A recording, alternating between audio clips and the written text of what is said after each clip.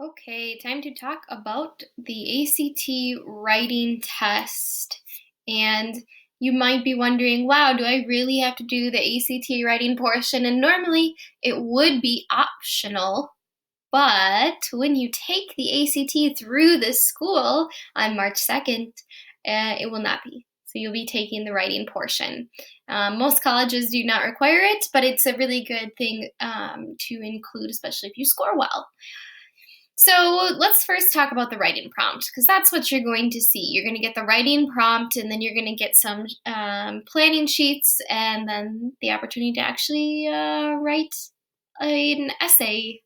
So the prompt presents one issue, and it gives you three different perspectives on that issue.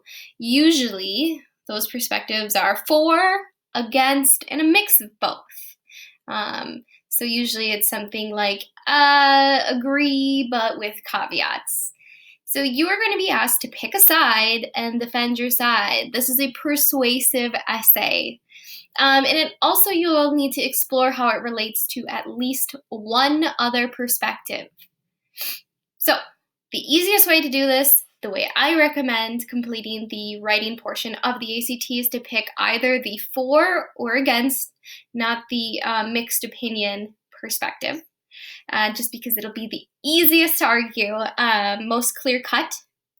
Use the information that is presented to you to pick out 2 to 3 details that support your point.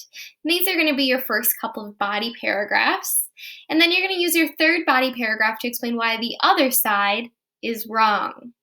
So this should just follow the 5-paragraph essay format. You don't need to get super fancy and over the top with this. And let's remember that you only have 40 minutes to write this, 40. So the more concise you can keep it, honestly, the better, because that'll give you time to make sure that you dive deep instead of just touching in broad strokes and not really covering what you would like to cover. So here is an example prompt of how it would be set up. You can see that on the left-hand side, it presents what the issue being argued is. And then on the right-hand side, we have 3 perspectives. So let's look at that. It's called intelligent machines. Many of the goods and services we depend on daily are now supplied by intelligent automated machines rather than human beings. Robots build cars and other goods on assembly lines where once there were human workers. Many of our phone conversations are now conducted not with people, but with sophisticated technologies. We can now buy goods at a variety of stores without the help of a human cashier. Automation is generally seen as a sign of progress, but what is lost when we replace humans with machines? Given the accelerating variety and prevalence of intelligent machines, it is worth examining the implications and meaning of their presence in our lives. So there they've presented information to us. What is the issue being talked about? What's some background information? From there and from the perspectives, you will be able to pull out all information that you need for this essay. You do not need any background information. You can provide more information that you might already know about the topic, but if you're coming in and you're worried that you're not going to know about the topic, that's okay. They give you everything you need to work with.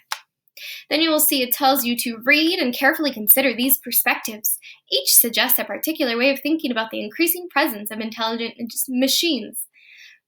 Pretty much the same prompt that you're going to see. It's always going to say, read and carefully consider. Yeah. So, 3 perspectives. Perspective 1. What we lose with the replacement of people by machines is some part of our own humanity. Even our mundane daily encounters no longer require from us basic courtesy, respect, and tolerance for other people. So this is clearly against machines taking over life. Perspective 2. Machines are good at low-skill, repetitive jobs and at high-speed, extremely precise jobs. In both cases, they work better than humans. This efficiency leads to a more prosperous and progressive world for everyone.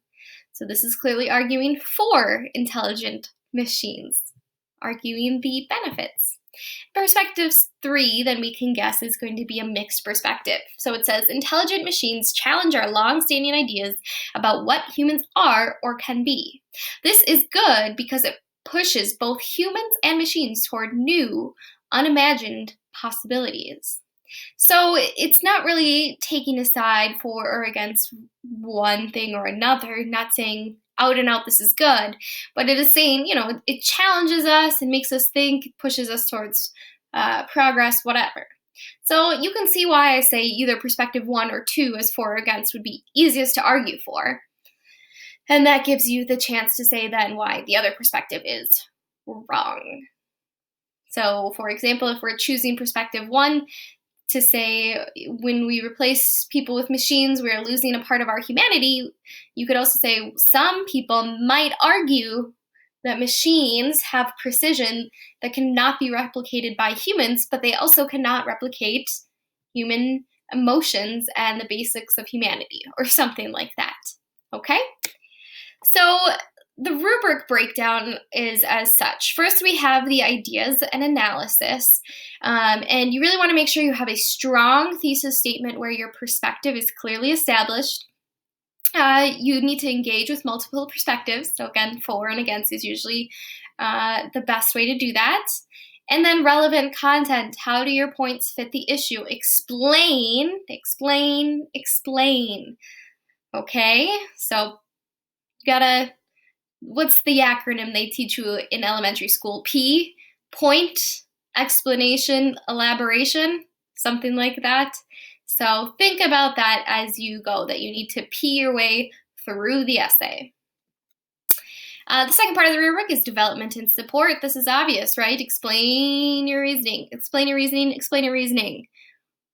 How does the information you're sharing support your argument? This shows us how this is important because you should also consider exceptions, counterarguments, and complicating factors to your perspective. So again, some people might say, others may argue, etc., etc. The next part of the rubric is organization. So really try to stay focused. I really would recommend, if you have time, to quickly sketch out the key points that you're going to be making on some scratch paper so that you can stay focused in your 5 paragraphs. An introduction, so a catchy hook, background information that's basically paraphrasing what they've already told you in your thesis statement.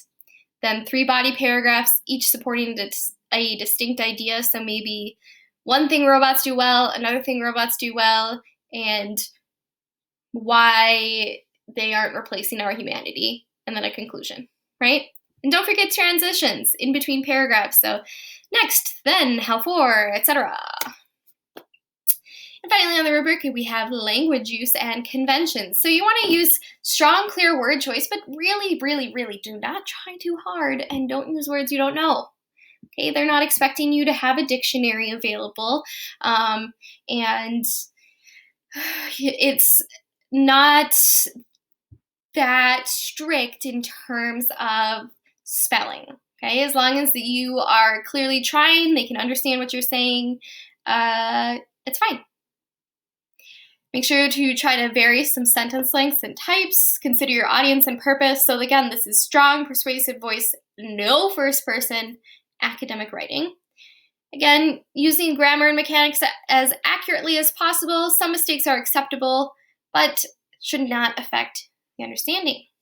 Okay, so that's the rubric, and it's scored 1 through 6.